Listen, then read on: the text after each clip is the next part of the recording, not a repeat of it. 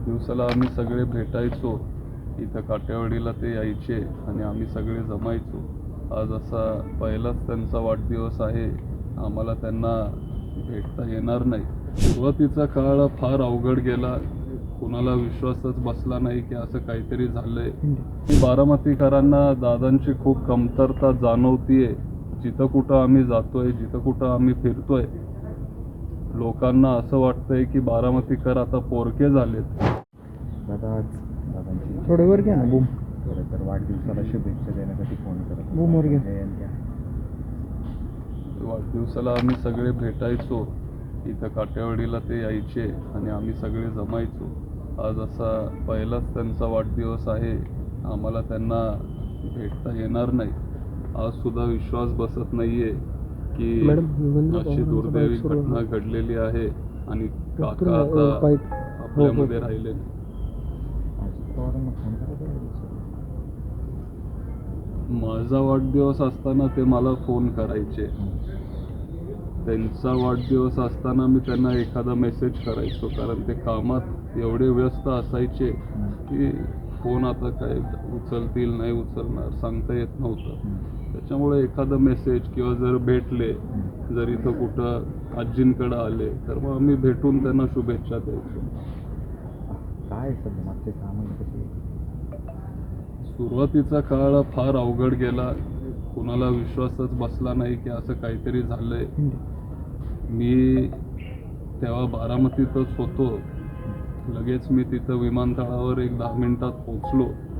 ते सगळं बघितल्यावर मनाला वेदना झाल्या.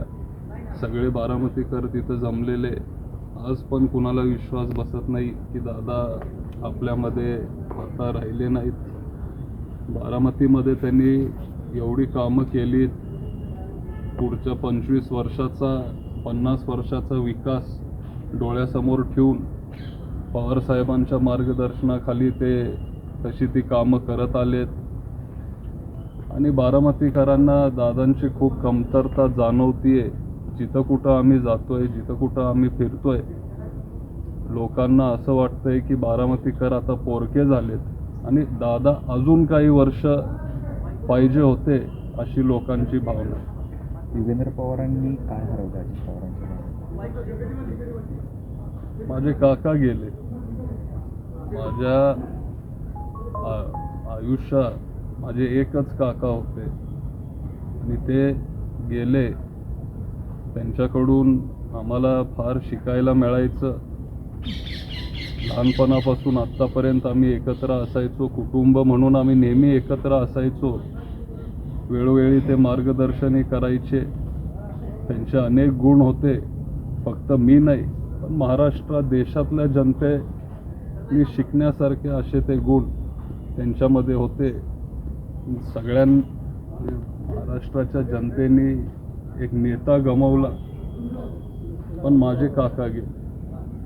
दादा खरं तर दादांची शेवटची इच्छा होती, अनेकदा सगळ्यांनी बोलून दाखवली की दोन्ही राष्ट्रवादी एकत्र व्हावी. सध्याचा काय स्टेटस आहे? पुन्हा एकदा चर्चा सुरू झाली. आणि ते सगळ्यांचीच इच्छा होती. सगळं नेतृत्व हे दादांकडे जाणार होतं. तुम्ही पण सगळे पत्रकार आहात, तुम्हालाही सगळं माहिती होतं. अनेक मीटिंग झालेले आणि सगळं ठरलेलं. पक्ष दादांकडे जाणार होता. पुढचे 20-25 वर्ष सहज दादा आपल्या पक्षाचं नेतृत्व करू शकत होते. पण अचानक असं झाल्यामुळं ती सगळी चर्चा तिथं थांबली.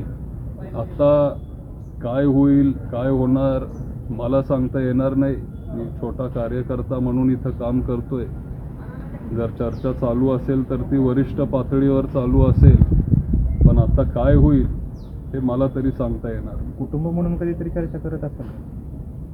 कुटुंब म्हणून माझी इच्छा जरी असली तरी आम्ही भेटल्यावर आम्ही राजकीय विषय कधी आम्ही घेत नाही. राजकारणाबद्दल आम्ही एकमेकांशी बोलत नाही.